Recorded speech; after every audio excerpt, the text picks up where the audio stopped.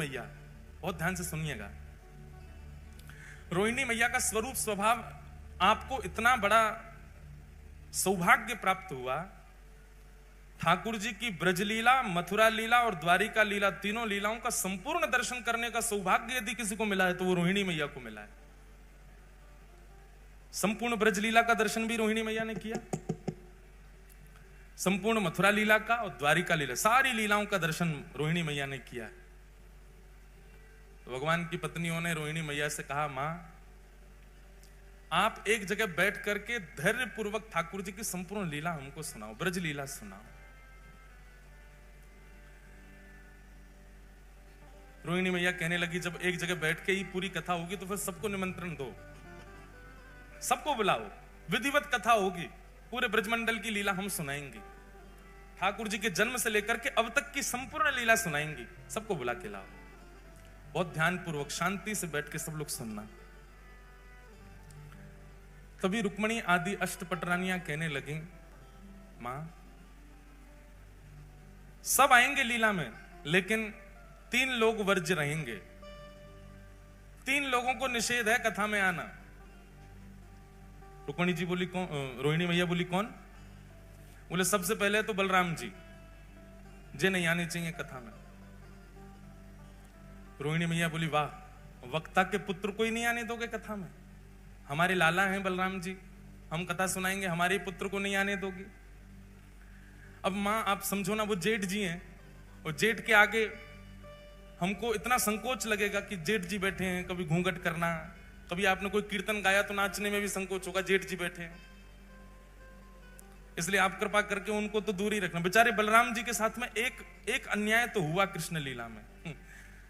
इसी कारण से जब रासलीला होती है तो रासलीला में हम गाते हैं, राधा नाचे कृष्ण नाचे, नाचे गोपी जन, मन मेरा बन गया सखीरी पावन वृंदावन। ब्रह्मा भी नाचे, शंकर नाचे, सूरज नाचे, चंद्र नाचे, तारे नाचे, सब ब्रह्मांड नाच रहा है, केवल एकमात्र बलराम जी नहीं नाचे। बलराम जी को रास में भी नहीं आने दिया किसी ने। क्यों? बलराम जी आए तो थे, जैसे ही रास में बलराम जी आए सब गोपियों ने घूंघट कर लिया।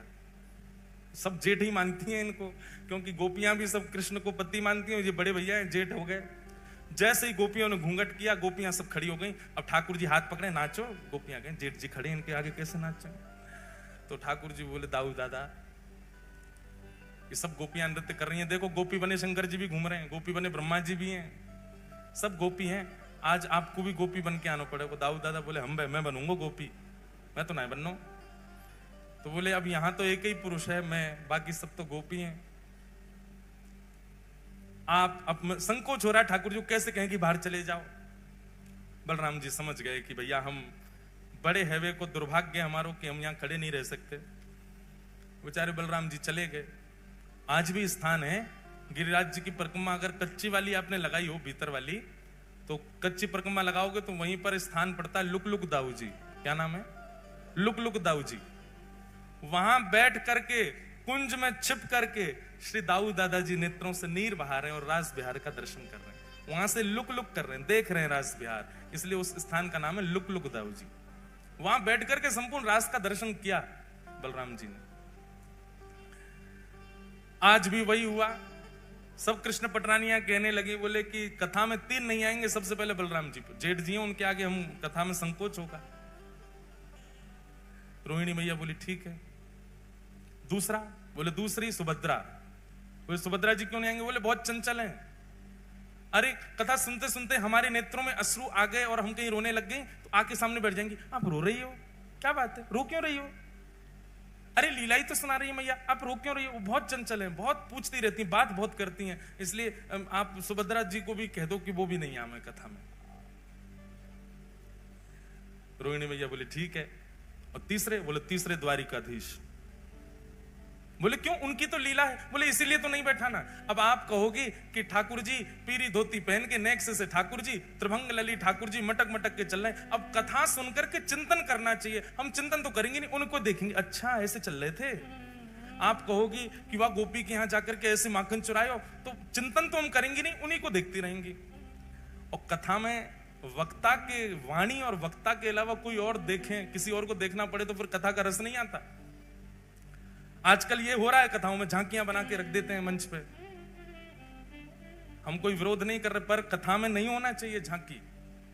कथा में झांकी कब आती है पता है? जब कथा में मन नहीं लगता तो झांकी बना बना के लाते हैं। चलो इससे तो मन लगे लोगों का, वो आकर्षण के लिए होता है, वो मनोरंजन के लिए होता है।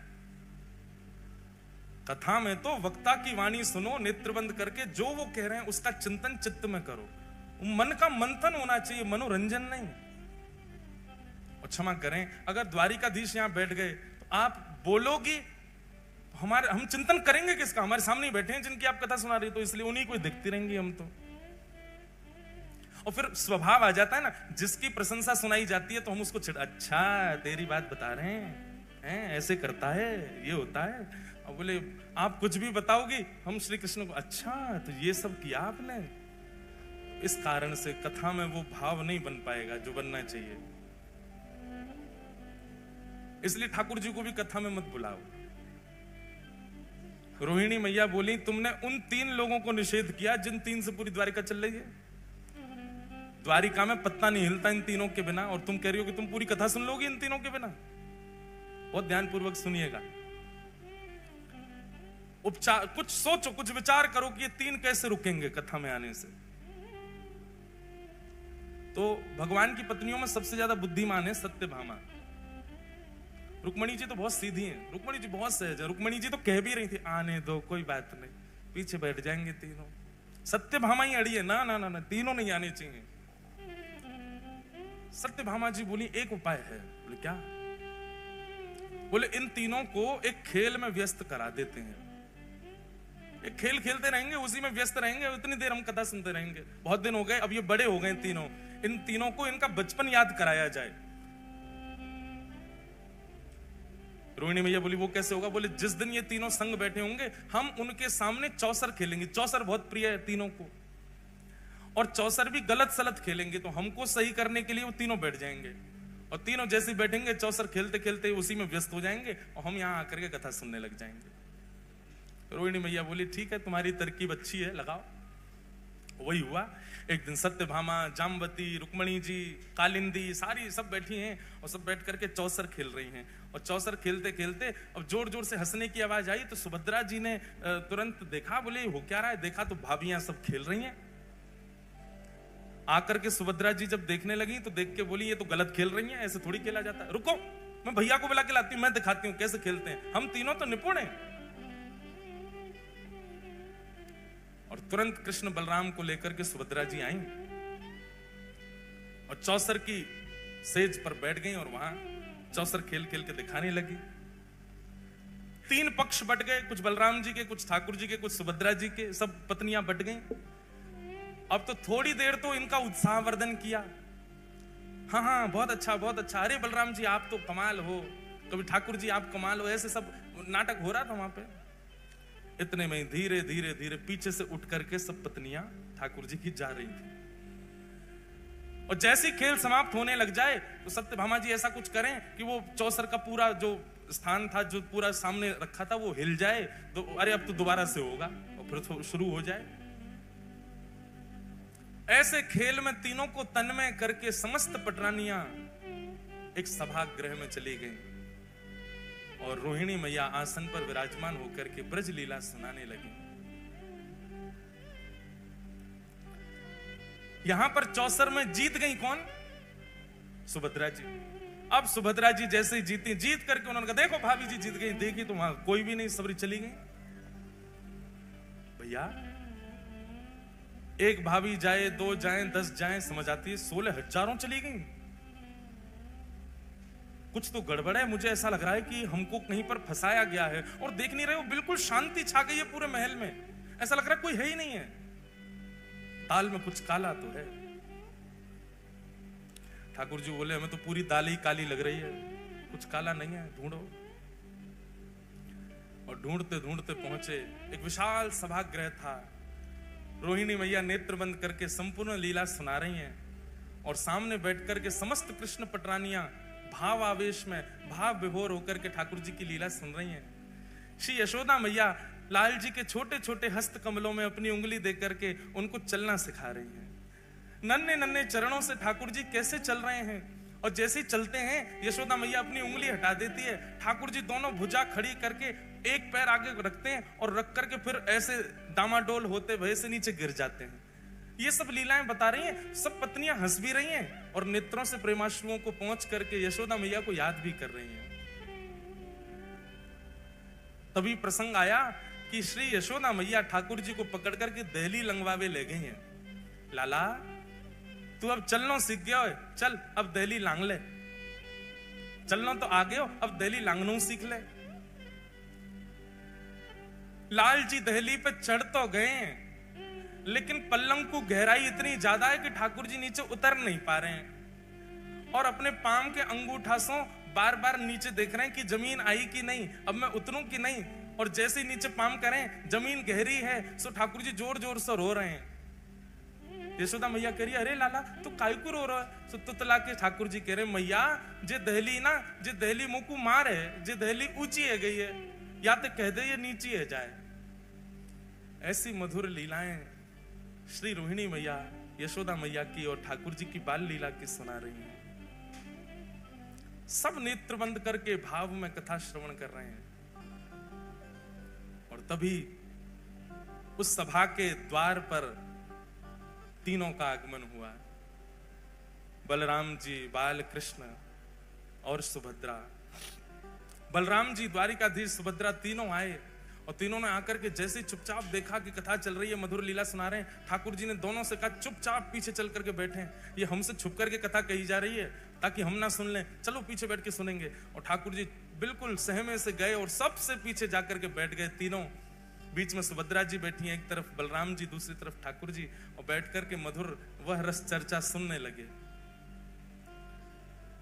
सुनते सुनते सुनते यशोदा मैया के प्रसंगों को, ब्रजवासियों के प्रसंगों को, श्री ठाकुर जी प्रेम की अवस्था में प्रवेश करने लगे।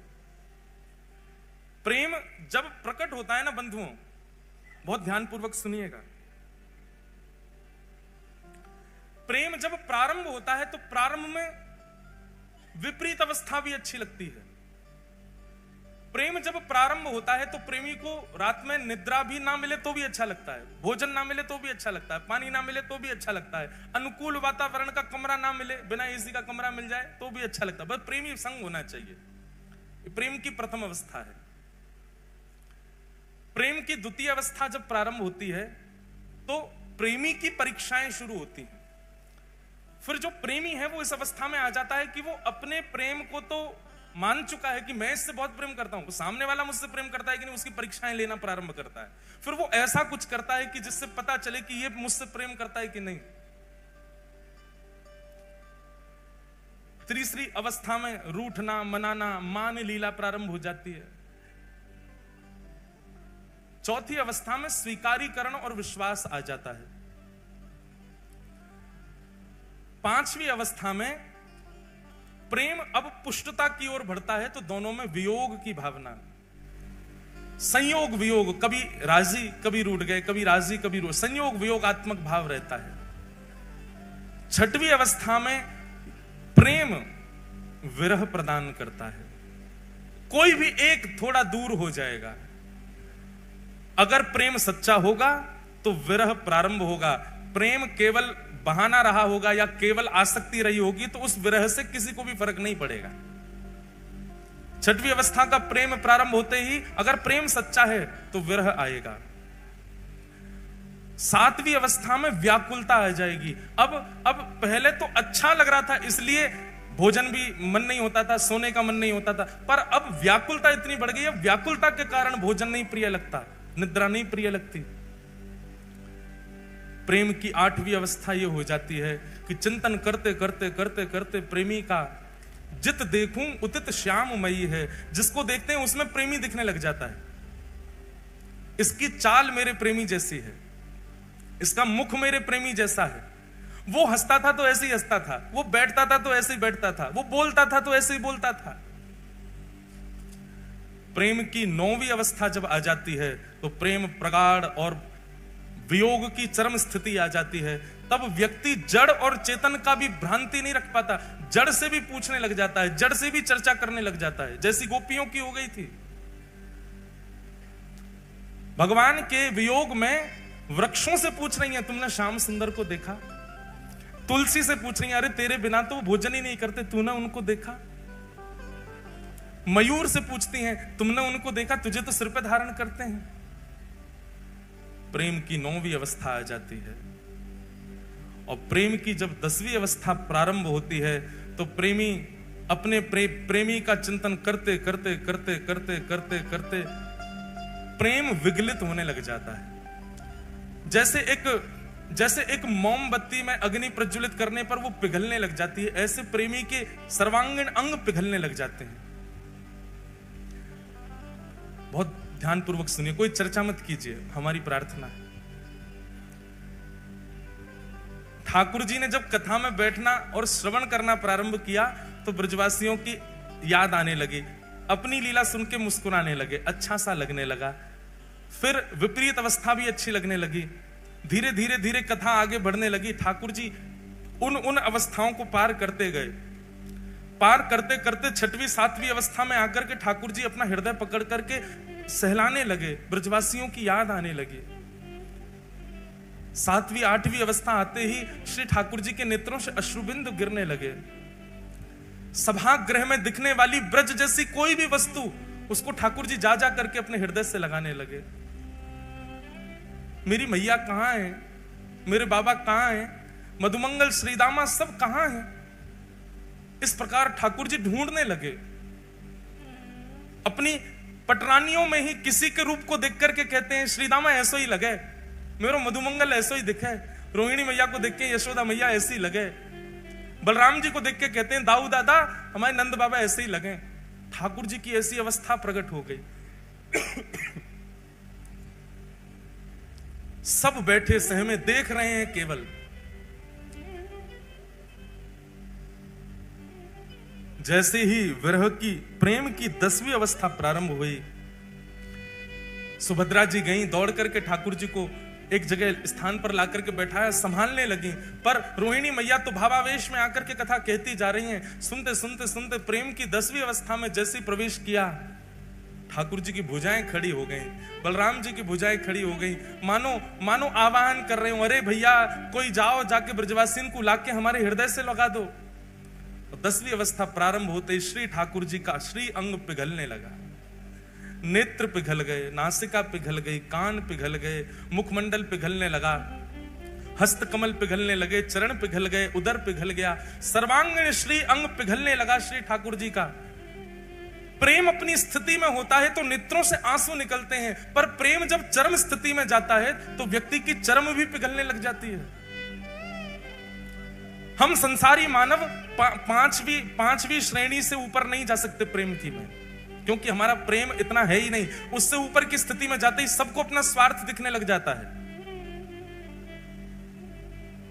हम कभी 10वीं अवस्था, 9वीं अवस्था, 7वीं अवस्था में नहीं जा सकते। हमारी स्थिति केवल 5वीं अवस्था तक है। जैसे वियोग प्रारंभ होता है, वियोग आते ही हमको अपना स्वार्थ दिखता है, और स्वार्थ दिखते ही हम अपने प्रेमी का त्याग कर देते हैं। उससे मिलने वाले विरह को हम सह नहीं पाते। ठाकुर जी का श्री अंग पिघलने लगा। ठाकुर जी की इस अवस्था को देख करके देवता त्राहि माम करके दौड़ने लगे। दौड़े दौड़े गए श्री नारद जी के पास,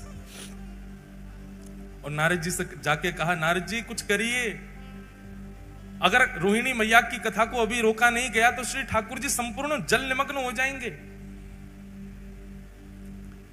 तुरंत नारद जी महाराज आए। कथा इतनी प्रबल स्थिति में पहुंच चुकी है कि वहां जाकर के विक्षेप नहीं डाल सकता कोई। पर श्री नारद जी महाराज ने ठाकुर जी की स्थिति को देखा, और देखते हुए तुरंत रोहिणी मैया के चरणों में प्रणाम करते हुए, अपना करताल बजाते हुए रोहिणी मैया के भाव को भंग किया।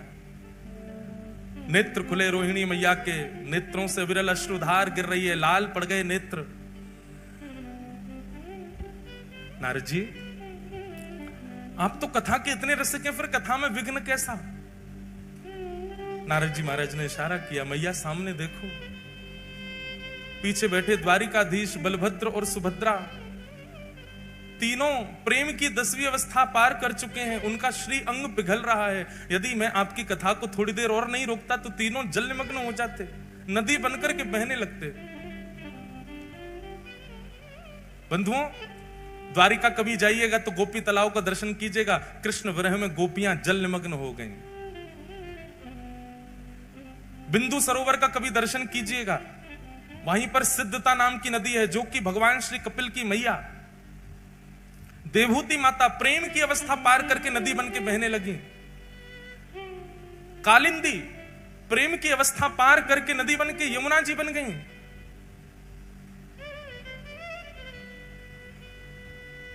भगवान शिव का प्रेम ही श्री गंगा के रूप में परिवर्तित हो गया। प्रेम की अवस्था को जिसने पार किया वो बहने लगा। यदि उस समय नारद जी नहीं आते, कथा को नहीं रोकते, तो शायद जगन्नाथ प्रभु भी बहने लगते, कोई नदी ही प्रकट हो गई होती द्वारिका में। रोहिणी मैया से कहा कथा को यहीं विश्राम दीजिए, ठाकुर जी का श्रीअंग पिघल रहा है। सब दौड़ करके गए, देखा बलभद्र, सुभद्रा और श्री जगन्नाथ, श्री द्वारिकाधीश, तीनों का श्री अंग प्रेम विगलित हो गया।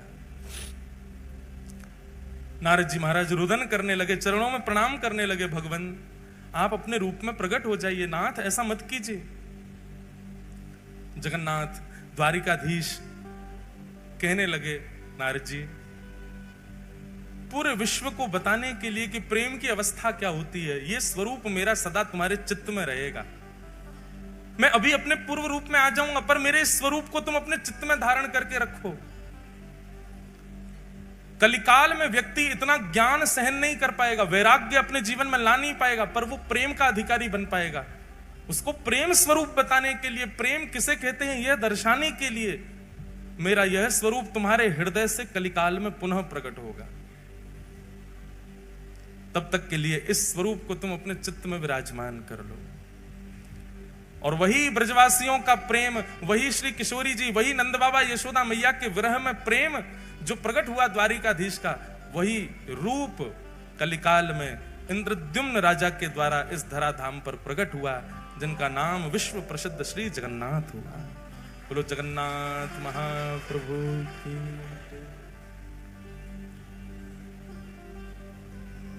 ब्रजवासियों के प्रेम में श्री महाप्रभु जगन्नाथ जी पिघल गए और तब यह रूप प्रकट हुआ।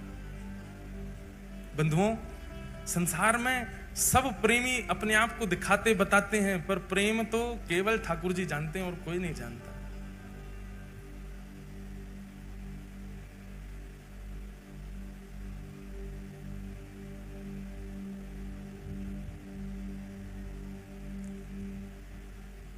प्रेम नगर की डगर है कठिन रे, बटो ही ना करना बसेरा, पग बढ़ा हो ना जाए अंधेरा। हमारे ब्रजमंडल में रसिक हुए, उनका ये भाव है जगन्नाथ। नारद जी ने उस स्वरूप को अपने चित्त में धारण कर लिया। फिर इसी कलिकाल में इंद्रद्युम्न नाम के राजा हुए। पूर्व के संस्कार उनके इतने सुदृढ़ थे। देखो बंधुओं, भक्त दो ही लोग बनते हैं, बहुत ध्यान से सुनिएगा। भक्त दो ही लोग बनते हैं, या तो वो जिसके पूर्व का भजन बहुत है, थोड़ा बहुत शेष रह गया तो इस जन्म में वो भक्त बन गया। पूर्व काल से ही भक्ति के संस्कार हों तो इस जन्म में वो भी भक्त बन जाता है। और दूसरा भक्त कौन बनता है? घोर नास्तिक।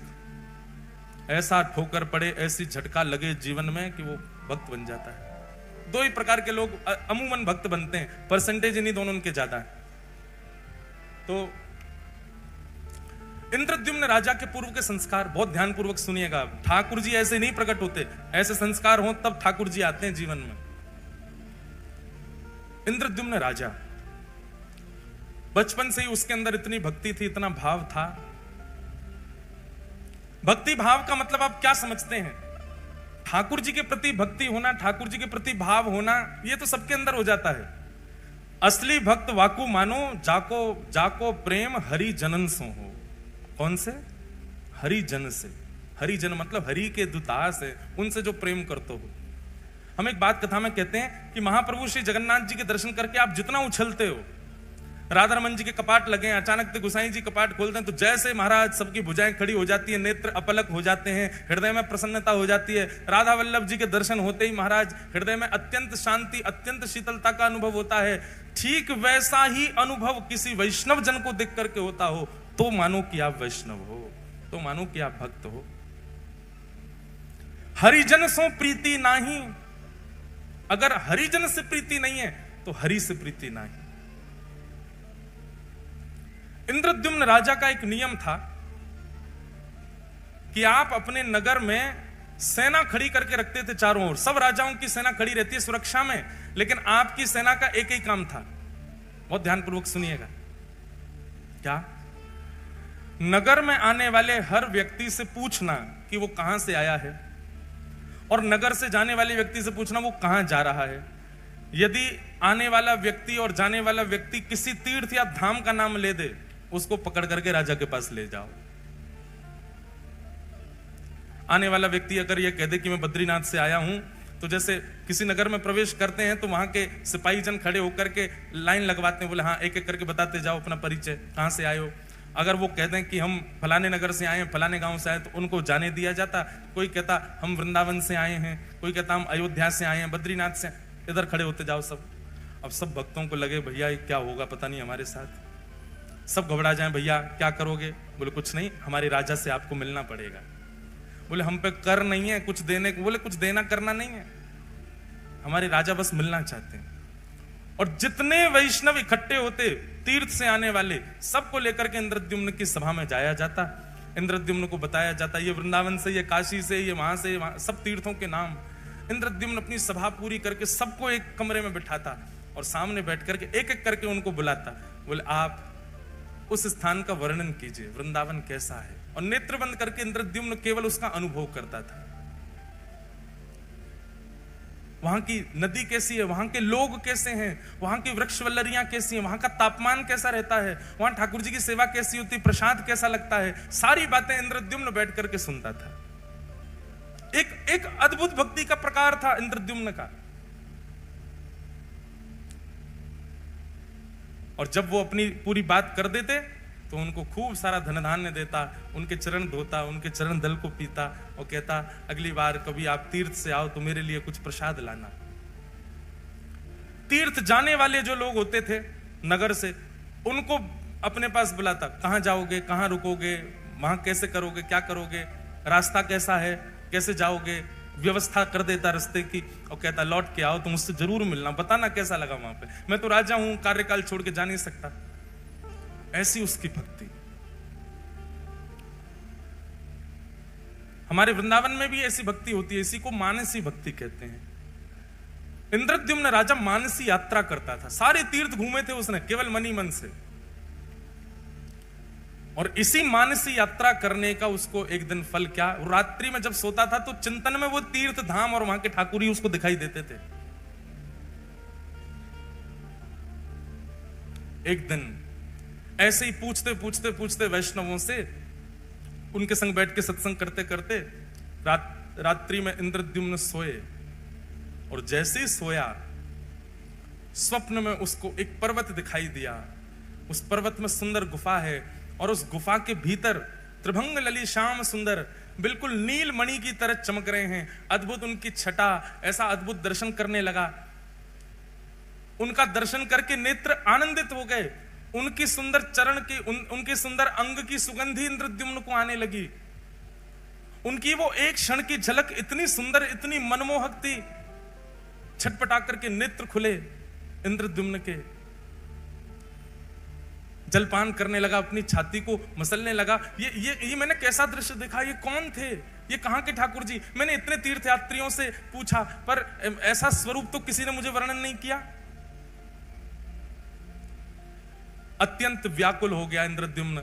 अब तो जो भी तीर्थयात्री आए उनके तीर्थ की चर्चा ना सुन के अपना हृदय का भाव बताता। ऐसी आंख है, ऐसी कमर है, ऐसा मुख है, ऐसे चरण हैं, आपने इनके बारे में सुना, ये कौन है, पर्वत पर रहते हैं। वैष्णव जन कहे नहीं, हमने तो नहीं देखा। अत्यंत व्याकुल हो गया इंद्रद्युम्न। संतों की खूब सेवा करता, बस मन में यही चिंतन था, बस इनका पता मुझे लग जाए ये कौन है। जो मुझे स्वप्न में दिखे हैं। बंधुओं, एक बात बताएं, ये इंद्रद्युम्न के साथ हुआ ये तो हमने पढ़ा है, पर प्रत्यक्ष मैंने कई लोगों को सुना भी है। हमारे गिरधर लाल जी के एक आध वैष्णवों के तो मुझे याद है, उन्होंने कभी लाल जी को देखा नहीं, पर उनके स्वप्न में ठाकुर जी जाके उनको दर्शन देके आ चुके हैं। हमारे वृंदावन राधा रमन लाल जी, कोई व्यक्ति वृंदावन नहीं आया पर उसको स्वप्न में जाकर के पहले ही उसके दर्शन देके आ चुके हैं।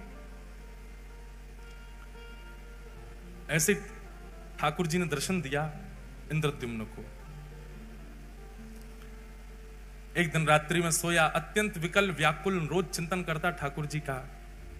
तभी उसके स्वप्न में पुनः वह ठाकुर जी प्रकट हुए और प्रकट होकर के उन्होंने अपना नाम बताया। हे इंद्रद्युम्न, मैं नील माधव हूं, मैं तुम्हारी भक्ति से बहुत प्रसन्न हूं और तुम पर अनुग्रह करना चाहता हूं। नीलाचल पर्वत पर मेरा निवास है, कुछ आदिवासियों से ही मैं अपनी सेवा कराता हूं, इससे ज्यादा संकेत मैं नहीं दे सकता। तुम स्वयं खोज करके मेरे इस अनुग्रह को स्वीकार करो। इंद्रद्युम्न अत्यंत प्रसन्न हो गया, थोड़े थोड़े संकेत उसको मिल गए थे। इंद्रद्युम्न ने अपने भाई, जिनका नाम था विद्यापति, बहुत ध्यानपूर्वक सुनो, विद्यापति को कहा कि लीलाचल पर्वत है, वहां पर आदिवासी सेवा करते हैं, नीलमाधव भगवान वहां पर विराज रहे हैं, तुम जाकर के उनकी सुध लेकर के आओ, वो ठाकुर जी मुझ पर कृपा करना चाहते हैं। तब विद्यापति नीलाचल पर्वत के पास गए और वहां जाकर के उन्होंने देखा तो सब कोल भील हैं, सब वन के लोग हैं, आदिवासी हैं, और वो सब वहां पर रहते हैं, रह करके कैसे सेवा करते हैं, क्या करते हैं, वो सब का थोड़ा थोड़ा अनुभव करने लगा। तभी एक दिन एक कन्या पर उसकी दृष्टि गई, अत्यंत भोली सीधी कन्या, उसका नाम था ललिता। उन्हीं आदिवासियों के सरदार की वो बेटी थी। विद्यापति ने कहा, यदि मैं इसको अपना मित्र बना लूं या इससे कोई संबंध रखूं तो मुझे नीलमाधव भगवान जल्दी मिलेंगे। एक दिन वंचर जीवों के बीच में जबरदस्ती स्वयं को उसने डाल दिया। वंचर जीव उसको कहीं से खा गए, कहीं से काट गए, कहीं पर अपने नाखून मार गए और पूरे रक्त में रंगित अपने तन को लेकर के वन में पड़ा पड़ा विद्यापति रो रहा था। तभी वो जो आदिवासी थे, उनकी पुत्री ललिता वहीं से जल भर के जा रही थी। भगवान देखो कितने पापड़ बेलने पड़ते हैं तब आते हैं ठाकुर जी। हम जामे और वहां पे भी जाके दुकानदार को पैसा देके ठाकुर जी उठा लाते हैं और उसमें भी मोल भाव करते हैं, कम कर, इतने महंगे ठाकुर जी। ठाकुर जी को भी गोद में आके लगती होगी, अरे ये पैसा तो को कम लग रहे हैं, पूरा ब्रह्मांड लुटा देगी तो ना खरीद पाएगी मुझे, या तो मोल भाव और कर रही है। हमने अभी एक कथा जलंधर में एक बात कही कि भैया, किसी व्यक्ति ने मुझसे प्रश्न किया कि महाराज जी, हम ठाकुर जी वृंदावन से लेकर के आते हैं या कोई भी लेता है, उसका पैसा देते हैं, तो मन में ये बात बनी रहती है कि हमने ठाकुर जी खरीदे हैं, हमको पैसे देने से मना नहीं है, हम देना चाहते हैं, पर ये भावना चित्त से जानी चाहिए कि हमने ठाकुर जी खरीदे हैं, उसका क्या करें। हमारे मन में जो आया वो बताया मैंने कि सुनो, आप उसको ये मत समझो कि आप धन देकर के खरीद के लाए हो। आप ये सोचो, ये ठाकुर जी जादना पधारे, जादना रूप बनो, वही दना इनने मुकु चुन लियो। अब ये प्रतीक्षा कर रहे हैं हिसार की वो माता जी कब आएंगी या हिसार के वो भैया कब आएंगे, उनके संग में जाऊंगा। अब आप गए 1 साल 2 साल बाद, ठाकुर जी के बनने के बाद, ठाकुर जी के प्रकट होने के बाद, तो 2 साल तक ठाकुर जी जिसके घर पर रहे, उसके यहां से जब अपने ठाकुर जी ले जा रहे हो तो 2 साल वाने आपके ठाकुर जी की रक्षा करी, ठाकुर जी को विराजमान कियो, ठाकुर जी को श्रृंगार दियो, या भाव से वाकू बधाई दे करके आओ कि भैया हम तुमको बधाई दे रहे हैं, तुमने हमारे हृदय के ठाकुर जी अपने पास रखे। और सुनो, वो जितनो बतावे वहां में कछु बढ़ा के दे के आओ, बधाई दे के आओ। और जब जब वृंदावन जाओ, हम अपने लाल जी, जिन्होंने हमको लाल जी प्रदान किए, वैष्णव हैं नाथ द्वार के, ठाकुर जी का स्वरूप ही बनाते हैं वो। उनको हमने मामा जी का संबंध बना रखा उनसे। जब भी जाएंगे नाथ द्वारा उनके यहाँ जरूर जाएंगे, उनको कुछ कुछ भेंट दे के आएंगे, कुछ करके आएंगे, बधाई दे के आएंगे। अभी नाथ द्वारा में उत्सव है तो उनको भी बुलाएंगे, सम्मान करेंगे, भैया हमारे लाल जी के मामा जी हैं, इतने साल तक 5 साल लाल जी उनके पास रहे, 5 साल तक प्रतीक्षा करी उनने, 5 साल बाद पधारे ठाकुर जी। हमारी प्रथम कथा जो द्वारिका में हुई, उस कथा के प्रथम दिन से श्री ठाकुर जी का प्राकट्य होना प्रारंभ हुआ था, और 8वें दिन जिस दिन कथा विश्राम हुई, 8 दिन में ठाकुर जी का स्वरूप प्रकट हो गया था। उन्होंने तब से सोच लिया तो जिनकी कथा सुन के ये बने हैं, ये उन्हीं के पास ही जाएंगे। 5 साल ठाकुर जी ने प्रतीक्षा की, उसके बाद ठाकुर जी पधारे लाल जी। उनको बधाई देते हैं जब भी जाते हैं। ठाकुर जी ऐसे ही नहीं आते भैया, बहुत श्रम करना पड़े, परिश्रम करना पड़े। तो विद्यापति ने अपने आप को जबरदस्ती जानवरों से कटवाया और उस मार्ग पर गिर गया जहां से ललिता रोज जल भर के लाती थी। उसने जब देखा कि ये घायल पड़ा है, तुरंत उसको उठा करके अपने घर ले गए। सब लोग इधर देखो, बहुत ध्यान से कथा सुनो।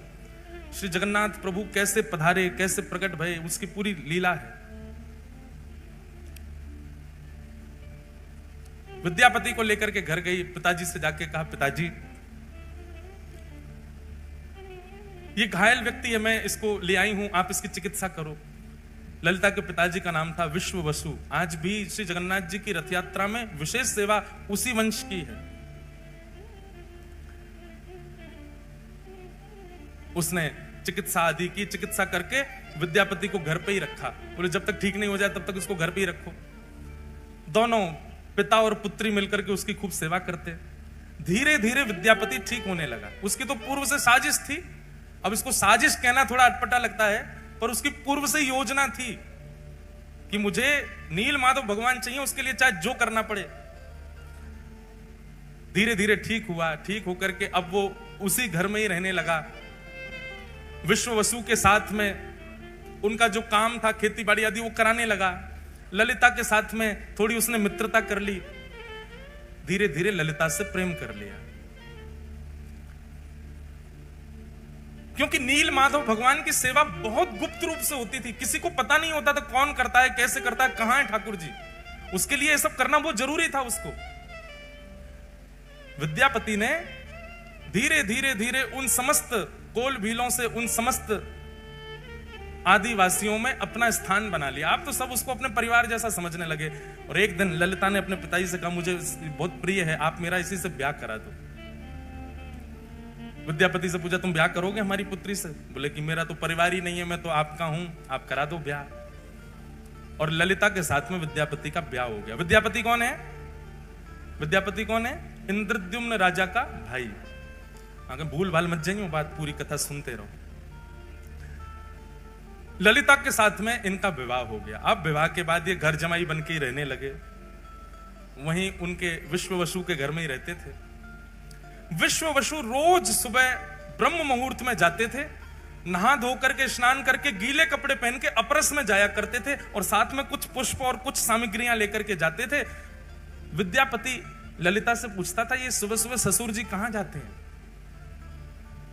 बोले ये पूछो मत, और आज के बाद पूछना भी मत, हमें भी नहीं पता इसके बारे में। ये गोपनीय रहस्य है, बचपन से हम ऐसे देखते आए, हम भी कभी नहीं पूछते, करने दो, पिताजी करते हैं, और तुमको क्या करना। विद्यापति समझ गया। बोले ये नील माधव भगवान के पास ही जाते हैं, ये उन्हीं की सेवा करते हैं, इसीलिए किसी को नहीं बताते। धीरे धीरे देखने लगा, रात्रि में चंदन घिसा जाता है, पुष्प तोड़ करके लाए जाते हैं, गीले कपड़े में बांध के रखे जाते हैं, सुबह गीले कपड़ों में जाया जाता है, और अंधेरे में जाते हैं, सूर्य उदय से पहले आ जाते हैं। तो अद्भुत है। एक दिन रात्रि में अपने ससुर जी के पास ही बैठ गए। अब तो प्रेम भाव बहुत ज्यादा ही हो गया था, पुत्र की भांति विद्यापति हो गया था। अपने ससुर जी के पैर थोड़े थोड़े दबा रहे थे, और तो दबाते दबाते धीरे धीरे पूछा, आप पुष्प किसके लिए तोड़ के लाते हैं? ये रोज रात्रि में आप चंदन किसके लिए घिसते हैं? पिताजी आप सुबह ब्रह्म मुहूर्त में कहां जाते हैं? पुत्र मोह में आकर के, और पुत्र मोह से भी ज्यादा होता है जमाई मोह। जमाई तो पुत्र से भी ज्यादा प्रिय लगता है।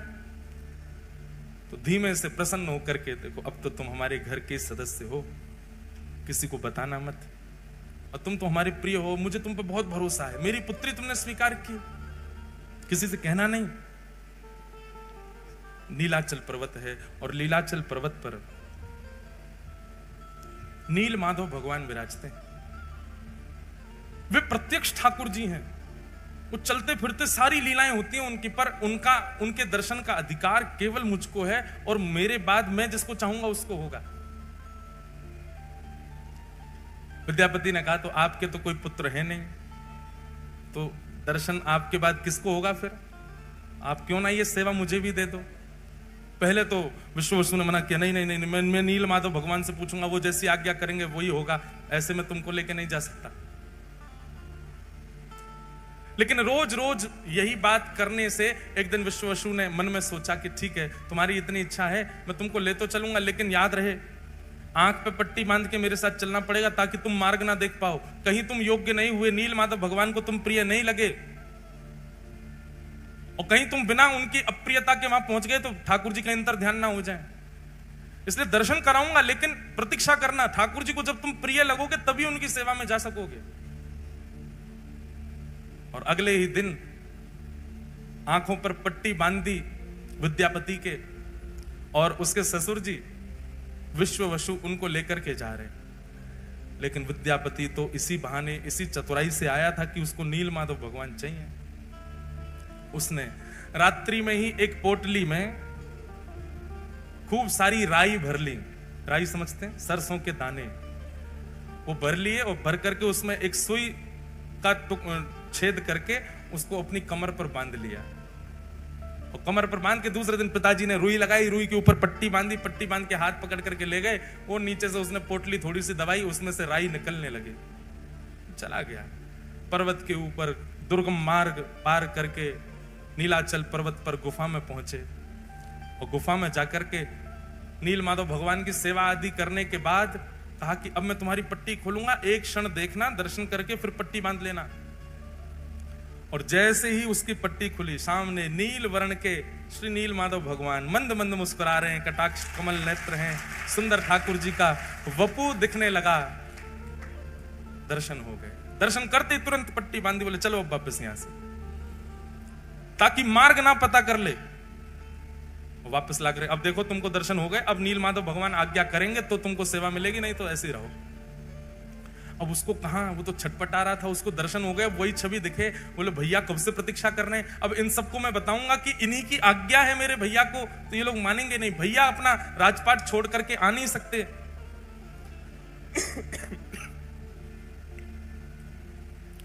विद्यापति ने कुछ दिन प्रतीक्षा की। कुछ दिन प्रतीक्षा के बाद एक दिन सुबह सुबह उठ करके उसने मन में विचार किया कि अब सरसों पौधे बन गए होंगे, और उसी मार्ग के पीछे पीछे जाके मैं देखूं कैसे है नील माधव।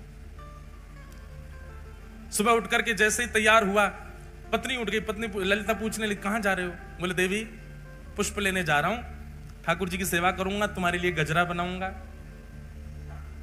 ऐसा कहकर के चला गया। ललिता बोली, आज तक तो कभी लाए नहीं गजरा, आज तक तो कभी सेवा के लिए पुष्प लाए नहीं, आज अचानक। अब वो तो सरसों के पौधे देखते देखते देखते मार्ग उसने पता कर लिया था, उसी के पीछे पीछे ललिता उसके पीछे पीछे चल दी, और वो छुप छुप करके देखती हुई जा रही है, जा कहां रहा है। तभी वो नीलाचल पर्वत के ऊपर चढ़ने लगा, पीछे पीछे ललिता भी चली गई। जैसे ही गुफा में पहुंचे, नील माधव भगवान खड़े हैं सामने। इसको तो दर्शन का अधिकार था, ठाकुर जी तैयार ही थे इसके साथ जाने को। तो बस ये जैसे ही ठाकुर जी का स्पर्श करने वाला था, इतने में ही ललिता पीछे से आ गई, अनधिकारी सामने आ गया, और अनधिकारी के आते नील माधव भगवान वहां से अंतर ध्यान हो गए। और जैसे नील माधव भगवान अंतर ध्यान हुए, रोने लगा। बोले मैंने कितना सब बनाया था ठाकुर जी को ले जाने के लिए, आदि आदि सब बातें हुई। ललिता ने जाकर नीचे पूरे आदिवासियों में बात फैल गई, सब विश्ववसु को पकड़ करके बंदी बना लिए, उसको छल कपट किया तुमने हमारे साथ, आदि आदि। हमारे ठाकुर जी अंतर ध्यान हो गए, हमारे साथ जो किया सो किया, ठाकुर जी चले गए हमारे, हम तुझे दंड देंगे। बोले कि मुझे दंड दीजिएगा, लेकिन मुझसे पहले आप एक बार राजा इन करके व्यवस्थित करवाना, और सुंदर किसी कारीगर से मेरा विग्रह स्वरूप बनवाना। कारीगर वो ही बनाएगा जैसा रूप मैं चाहता हूं प्रकट करना, इसलिए उसको कुछ बताने की आवश्यकता नहीं, बस कारीगरों से कहना कि वे अपनी कला से बनाना शुरू करें, क्योंकि मेरे रूप को वही बना पाएगा जिसको मैंने चुना होगा। इसलिए तुम केवल समुद्र के तट पर जाकर के तीनों काष्ठों को इकट्ठा करो। तब जो तिथि समय भगवान ने बताया था उसी तिथि समय पर गए, जाकर के देखा तो 3 काष्ठ बहते हुए, 3 दारू, दारू मतलब लकड़ी, बहती हुई समुद्र में से आई। और उन तीनों को इंद्रद्युम्न राजा ने अपने पूरी सेना से उठवाने का प्रयास किया, पर कोई हिला नहीं पाया। उठाना तो बहुत दूर की बात।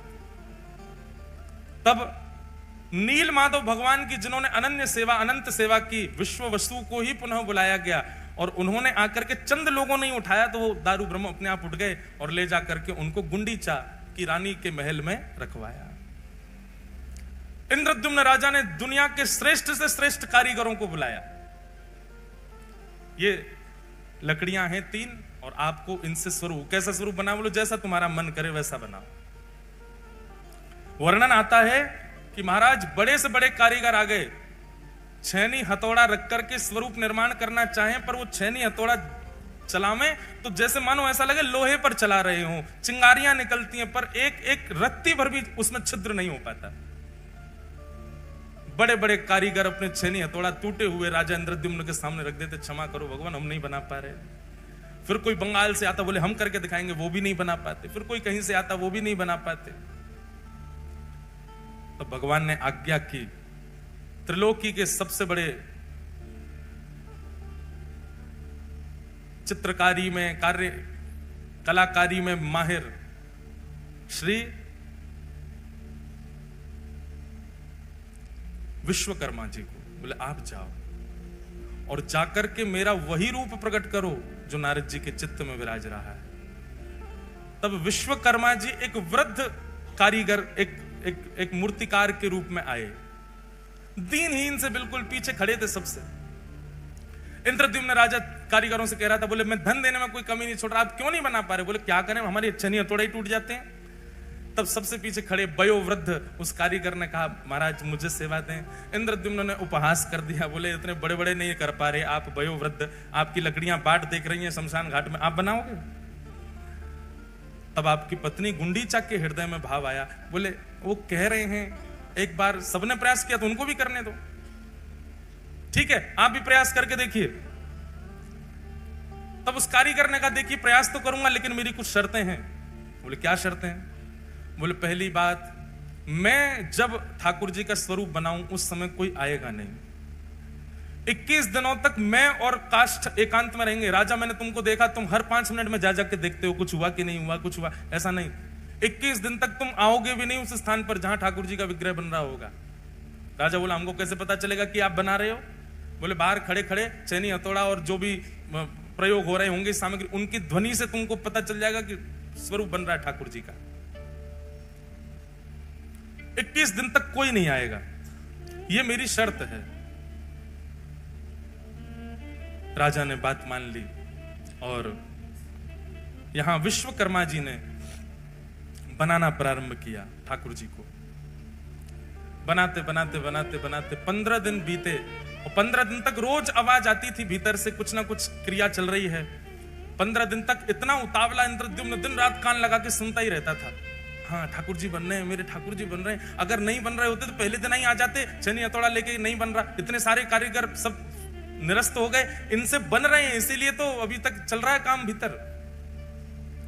15 दिन तक अत्यंत आनंदित इंद्रद्युम्न तो उत्सव की व्यवस्था करने लगा, बोले मेरे ठाकुर जी प्रकट होने वाले। 15 दिन व्यतीत हुए, 15 दिन बाद ही महाराज भीतर से आवाज आनी बंद हो गई। आवाज आनी जैसे ही बंद हुई, पूरा दिन सुनता रहा, आवाज नहीं आई। थोड़ी और प्रतीक्षा करी, आवाज नहीं आई। उसके चित्त में शंका उत्पन्न हुई कि बहुत वयोवृद्ध हैं, कहीं ऐसा तो नहीं बनाते बनाते पधार गए हों भीतर ही, मैं ठाकुर जी अधूरे रह जाएं। सबने कहा, बोले उनकी शर्त है, मना किया उन्होंने। बोले तो कब तक नहीं खोलूं मैं ठाकुर जी बन ही नहीं रहे, एक दिन पूरा प्रतीक्षा कर ली मैंने। अरे भाई ठाकुर जी कहीं अधूरे रह गए हो, वो पधार गए हो भीतर, फिर क्या होगा? अरे कोई और कारीगर आके आगे कार्य कर लेगा। किसी की ना मान करके गुंडीचा और इंद्रद्युम्न ने जैसे ही द्वार खोला, द्वार खोल करके देखा तो छेनी हथौड़ा नीचे रखे हैं, वो जो कारीगर थे वो वहां थे ही नहीं। और सामने जैसे ही देखा, जन्म वेदी है वो, जहां ठाकुर जी 7 दिन विराजमान होते हैं रथ पे जाकर के, उसको जन्म वेदी कहते हैं, गुंडीचा के महल में। उस जन्म वेदी के ऊपर जैसे ही देखा है, तभी क्या पाया, 3 विग्रह ही 3 रूपों में विराजमान हैं, जहां पर बिल्कुल दाहिनी ओर में श्वेत वर्ण के श्री बलभद्र जी महाराज दोनों भुजा लेकर के, मध्य में सुभद्रा जी और वाम अंग में साक्षात नीलमाधव भगवान ही श्री जगन्नाथ जी के रूप में खड़े हुए। श्री जगन्नाथ महा